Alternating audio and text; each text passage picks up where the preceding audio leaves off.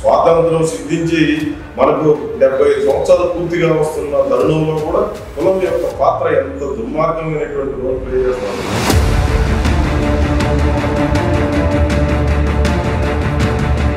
మన రాష్ట్రంలోనే అతి తక్కువగా ఓట్లు నమోదైన కేంద్రంగా మన తిరుగుతూ ఉంది. ఎందువల్ల అసలు ఓట్లు తక్కువ పడుతుంది?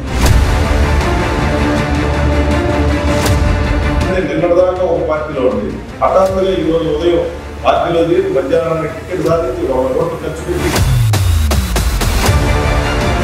గవర్నమెంట్లు లేదంటే పెద్ద పెద్ద వాహనాలు ఒక వెహికల్ పోయిందంటే. హాయ్, హలో, నమస్తే. దాత్రి న్యూస్కి స్వాగతం. ఈరోజు రాష్ట్ర రాజకీయాల గురించి మనతో చర్చించడానికి సిపిఎం నాయకులు కందాట మురళీ గారు. సార్ నమస్కారం. సార్, ప్రస్తుతం రాష్ట్రంలో జరుగుతున్న పరిస్థితులు మీకు తెలిసిందే. ఎలక్షన్ తర్వాత రాష్ట్రంలో కనీ విని ఎదిగిన రీతిలో అక్కడక్కడ పలు చోట్ల దాడులు జరిగాయి. ఈ దాడులను మీరు ఏమంటున్నా అనుకుంటున్నారు? ఎన్నికలకి ముందు హింసను మనం చూసాము. ఎన్నికల తర్వాత కూడా రాష్ట్రంలో 10 కేంద్రాల్లో ఒక పెద్ద ఎత్తున పథకం ప్రకారం దాడులు చేయడం అనేది మొట్టమొదటిసారిగా ఆంధ్ర రాష్ట్రంలో చూస్తున్నాం. ఇది ఏ రకంగానూ సమంజసం కాదు. టీడీపీ వాళ్ళు చేసినా, వైసీపీ వాళ్ళు చేసినా సమిధులు అవుతున్నటువంటిది సామాన్యమైనటువంటి ప్రజలనే విషయాన్ని మనం ఈ సందర్భంగా దృష్టిలో పెట్టుకోవాలి. ఇది ఏ రకంగా చూసినప్పటికీ చాలా అన్డెమోక్రటిక్ థింగ్. ఇది అప్రజాస్వామిక ధోరణులకి ఇది ఒక పరాకాష్ఠగా మనం భావించాల్సినటువంటి అవసరం. పోలీసులు వ్యవహరిస్తున్నటువంటి తీరు కూడా బాధ్యత రాహిత్యమైనటువంటి పద్ధతిలో ఉందనేది స్పష్టంగా మనకు కనిపిస్తాం. ఉదాహరణకు మనం చంద్రగిరి నియోజకవర్గ తెలుగుదేశం అభ్యర్థి పులివర్తి నాని మీద జరిగినటువంటి దాడి కావచ్చు, రాష్ట్రంలో అనేక చోట్ల జరిగినటువంటి దాడులు చూస్తే అధికార పార్టీ నాయకులు పథకం ప్రకారం చేసినటువంటి దాడిగా కనిపిస్తుంది. వీటిని నియంత్రించడంలో కానీ లేదా అడ్డుకోవడంలో కానీ పోలీసుల యొక్క వైఫల్యం చాలా స్పష్టంగా కనిపిస్తూ ఉంది.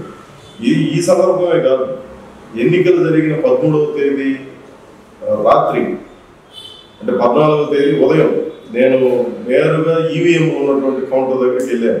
ఈవీఎంలో సబ్మిట్ చేస్తున్నటువంటి ప్రదేశంలో కనీసం ఒక్క పోలీసు అంటే ఒక్క పోలీసు కూడా లేదు.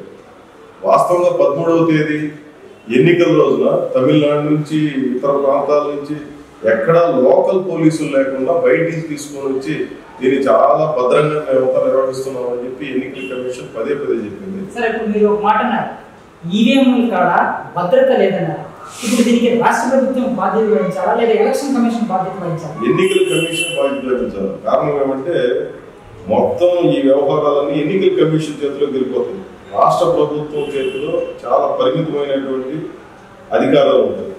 ఎన్నికల కమిషన్ నియంత్రణలోనే పనిచేయాలి. చీఫ్ సెక్రటరీ కావచ్చు, డీజీపీ కావచ్చు, ఎస్పీలు కావచ్చు, కలెక్టర్లు కావచ్చు, అందరూ రిటర్నింగ్ ఆఫీసర్లుగా లేదంటే సెక్యూరిటీ వ్యవహారాలు చూసే సిబ్బందిగా మారిపోతారు. కాబట్టి ఈ వ్యవహారంలో 100కి 100 ఎలక్షన్ కమిషన్ బాధ్యతగా మనం గమనించాల్సినటువంటి అవసరం ఉంది. ఈ సందర్భంలో అధికారుల వ్యవహార శైలి అంటే 5 ఏళ్ల పాటు అధికారం ఉన్నటువంటి వైసీపీ పట్ల తమ విధేయతను చాటుకునే పద్ధతిలో కొంతమంది వ్యవహరించారనేటువంటి విమర్శలు కూడా వస్తున్నాయి. ఇప్పుడు అధికారంలోకి కూటమి వస్తుందా, వైసీపీ వస్తుందా అనే దాన్ని పక్కన పెడితే వాస్తవాలు ఏది, వాటి ఆధారంగా తప్పులు చేసినటువంటి వాళ్ళు శిక్షించాలి. వీటికి కారకులైనటువంటి వాళ్ళ మీద కఠినంగా వ్యవహరించాల్సినటువంటి అవసరం ఉంది. ఇది ఈ సందర్భంగా ప్రాపర్గా జరగలేదనేది నేను గమనించినట్టు. అలాగే ఒక విద్యాలయం అంటే దేవాలయంతో సమానం. అలాంటి దేవాలయంలో మీరు చెప్పారు చంద్రగిరి అభ్యర్థి పులివర్తి నాని మీద దాడి జరిగింది.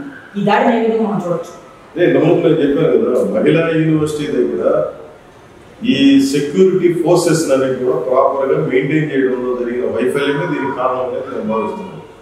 ముఖ్యంగా ఒక వెహికల్లో సమ్మెట్లు లేదంటే బీరు బాటిళ్ళు లేదా ఇంకా రకరకాల మారణాయుధాలు వేసుకొని అక్కడ దాకా వచ్చారంటేనే ఒక ఫెయిల్యూర్. ఆ ఫెయిల్యూర్ ఎవరిది? పోలీసు యంత్రాంగానికి. పోలీసు యంత్రాంగానికి అధిపతిగా ఉన్నటువంటి జిల్లా ఎస్పీ లేదా ఆ తర్వాత అధికార యంత్రాంగం వీళ్ళందరూ ప్రాపర్ స్టెప్స్ ముందుగా తీసుకోకపోవడం మూలంగానే ఈ పరిస్థితి. ఇక్కడ నానిది తప్ప లేదంటే చెవిరెడ్డి భాస్కర్ రెడ్డి తప్ప ఇంకొక ఆయన తప్ప అనేది సెకండరీ. ప్రైమరీ ఏమవుతుందంటే అక్కడ ఉన్నటువంటి పోలీసు యంత్రాంగం ప్రాపర్గా వ్యవహరించి ఈ తనిఖీలన్నీ ప్రాపర్గా చేస్తుంటే అసలు ఇట్లాంటి వెహికల్ అంత దూరం వెళ్ళిపోతుంది. మహిళా యూనివర్సిటీ లోపలికి సమ్మెట్లు లేదంటే పెద్ద పెద్ద మారణాయుధం ఉన్నటువంటి ఒక వెహికల్ పోయిందంటే ఒక పెద్ద తప్పు జరిగింది. అదే మాదిరి కొన్ని వందల మంది ఈవీఎంలు ఉన్నటువంటి చోటికి పోయారంటేనే ప్రాపర్ గా సెక్యూరిటీ లేదనేది మనం గమనించాల్సిన అవసరం ఉంది. దీనికి ఎన్నికల కమిషన్, జిల్లా అధికార యంత్రాంగం పూర్తి బాధ్యత వహించాలని నేను భావిస్తున్నాను. రిగ్గింగ్ కూడా మన ఆంధ్ర రాష్ట్రంలో ఎక్కువగా జరుగుతుంది. 2019కి ఇప్పుడు పోలిస్తే వాస్తవంగా ఈ ఎన్నికల్లో పెద్ద ఎత్తున రిగ్గింగ్ జరిగింది అన్నటువంటి ఆరోపణ చాలా పరిమితంగా వచ్చింది. 2019 ఎన్నికలతో పోలిక చేసినప్పుడు జరిగినటువంటి ఘర్షణలు, లేదంటే నిన్న 2024 ఎన్నికల సందర్భంగా జరిగినటువంటి ఘర్షణలు పోలిక చేస్తే 2019లోనే ఎక్కువ ఇన్సిడెంట్లు జరిగాయి. ఈ ఎన్నికల తదనంతరం జరిగినటువంటి హింసే ప్రధానంగా కనిపిస్తాం. ఎన్నికల రోజు చాలా పరిమితమైనటువంటి ప్రాంతాల్లో ఘర్షణలు జరిగినాయి. పెద్ద ఎత్తున దొంగ ఓట్లు వేస్తారు, రిగ్గింగ్ జరుగుతున్నటువంటిది ఎక్కడ సక్సెస్ కాలేదు. అంటే అట్లాంటి ప్రయత్నం కూడా చేయడానికి సాహసం చేయని పరిస్థితి అన్ని వైపుల నుంచి జరిగిందని చాలా స్పష్టంగా కనిపిస్తుంది. కాబట్టి ఆ రోజు ఎన్నికల రోజు ఏదో జరిగిపోతున్నటువంటి భయం ఆంధ్ర రాష్ట్రం అంతా ధరించింది. ఆ పరిస్థితి ఏమి జరగలేదు. కాబట్టి దీన్ని మనం గమనంలో పెట్టుకోవాలి. కూటమి ప్రభుత్వం స్థాపిస్తుందనేసి కూటమి నాయకులు అంటున్నారు. అదేవిధంగా మేము సింగిల్ గా వచ్చాం, మేము అధికారంలోకి వస్తామని వైఎస్ఆర్సీపీ నాయకులు అంటున్నారు. జూన్ 4 తర్వాత ఎలాంటి పరిస్థితుల్లో జూన్ 4వ తారీఖు ఉదయం 10 గంటలకంతా అర్థమైపోతుంది ఎవరు అధికారంలోకి వస్తున్నారు. వైసీపీ వాళ్ళేమో మేము అధికారంలోకి వస్తున్నాము, టీడీపీ వాళ్ళేమో మేము అధికారంలోకి వస్తాము, పోటాపోటీ ప్రకటన చేస్తున్నాము. 2019లో కూడా ఇదే రకమైనటువంటి ప్రకటనలు ఇరు పక్షాలు చేసుకున్నారు.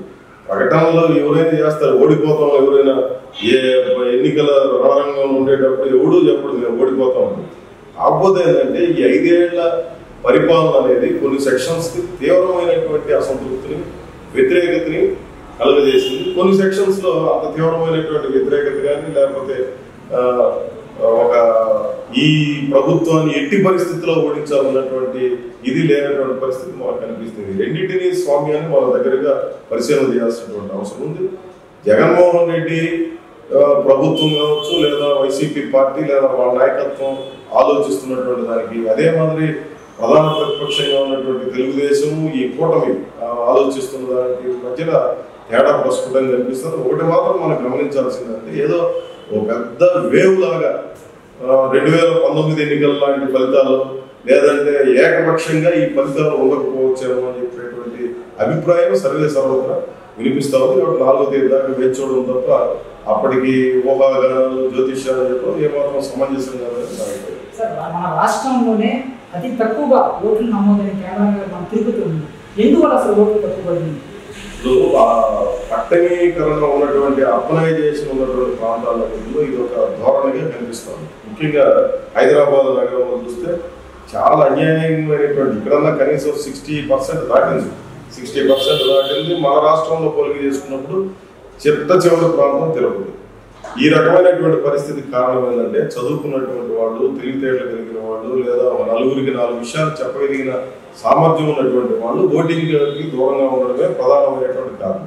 దీనికి అనేక అంశాలు కూడా తోడవుతున్నాయి. ఈ రాజకీయాల మీదే తీవ్రమైనటువంటి వ్యతిరేకత్వం ఉన్నటువంటి వాళ్ళు వచ్చినా వీళ్ళు వచ్చినా ఉరిగేదేమీ లేదు ప్రజలకి, అందులో దోచుకొని పోయేవాళ్ళు అన్నటువంటి భావం రోజు రోజుకి పెరుగుతాం. ఇట్లాంటి సెక్షన్స్ కూడా అర్బన్ ఏరియాలో పెరుగుతున్నటువంటి పరిస్థితి ఒకటి మనం ప్రధానంగా గమనించవచ్చు. రెండవది, ఎవడొస్తే ఏమున్నది, మన పనులు సవ్యంగా సాగితే చాలన్నటువంటి ధోరణి ఇంకోటి ఉంది. అంటే మనం డబ్బులు ఖర్చు పెట్టుకుంటే ఏ పనైనా జరిగిపోతుంది అనుకునే సెక్షన్ కూడా దీంట్లో ప్రభావవంతంగా ఉన్నటువంటి పరిస్థితి. ముఖ్యంగా మనం గమనించాల్సింది ఏంటంటే పట్టణ ప్రాంతాల్లో లేదా మెట్రోపాలిటన్ సిటీస్ లో ఈ కాలంలో గ్రాడ్యువల్ గా తగ్గుతుండడం అనేది ఒక ఆందోళన కలిగించే అంశం.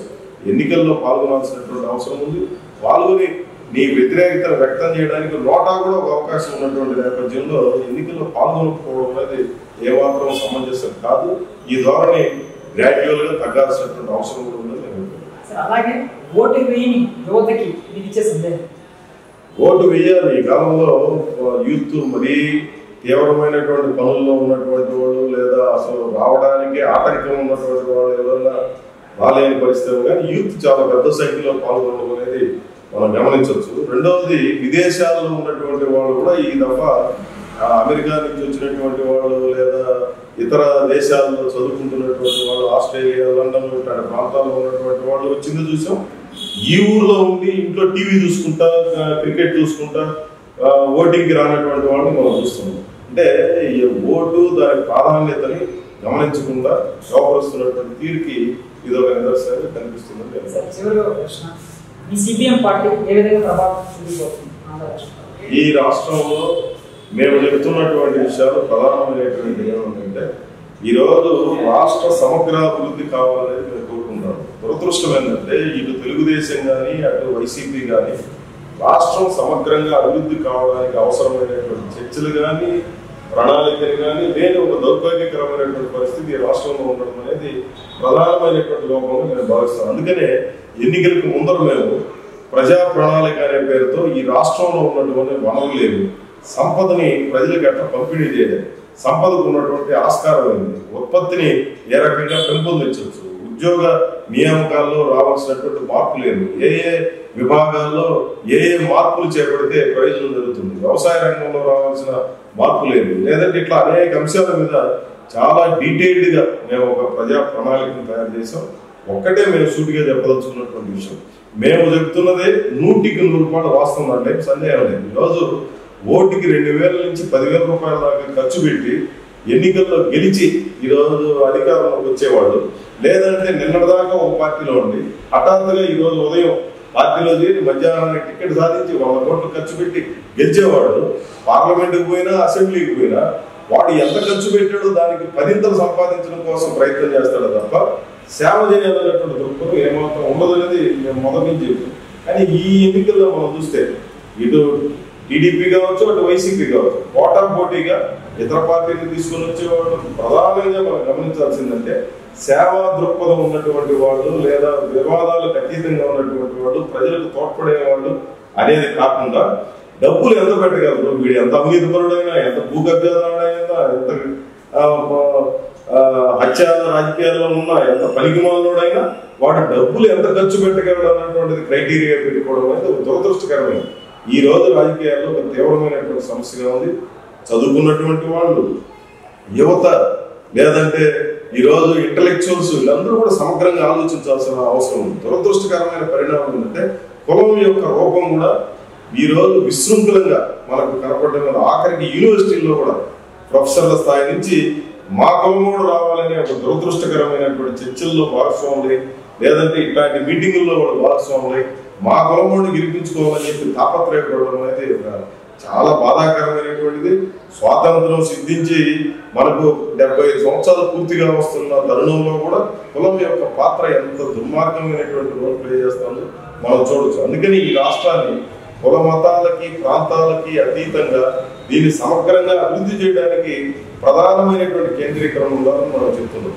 దురదృష్టం ఏంటంటే కేంద్రంలో ఉన్నటువంటి బీజేపీకి ఒత్తాసు పలుకుతూ ఈరోజు రాష్ట్రాల హక్కులు హరిస్తూ ఉంటారు.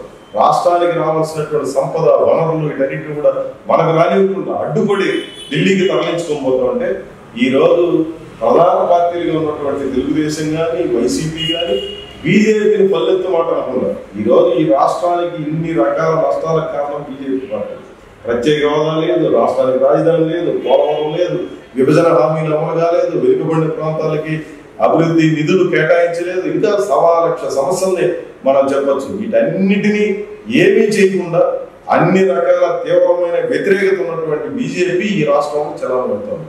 ఒక్క జెడ్పీటీసీ కూడా లేనటువంటి, కనీసం 4 ఎంపీటీసీలు కూడా లేనటువంటి ఒక పార్టీ ఈరోజు రాష్ట్రంలో ఉన్నటువంటి అధికార పార్టీని, ప్రధాన ప్రతిపక్షాన్ని, ఇంకొక 3వ పార్టీగా ఉన్నటువంటి జనసేన లాంటి పార్టీలు మూడింటిని గుప్పిట్లో పెట్టుకొని మన ఆంధ్ర రాష్ట్రానికి తీవ్రమైన నష్టం చేస్తున్నారు. వీళ్ళెవరూ కూడా ఈ రాష్ట్ర సమగ్రాభివృద్ధిని ఆలోచించకపోవడం దురదృష్టకరమైంది. అందుకని మేము కోరేది ఏంటంటే మా బలం ఎంత అన్నటువంటిది కాదు, ఈ రాష్ట్ర ప్రయోజనాల్ని కాపాడే శక్తిని బలోపేతం చేయడానికి మేము పదే విజ్ఞప్తి చేస్తున్నాం.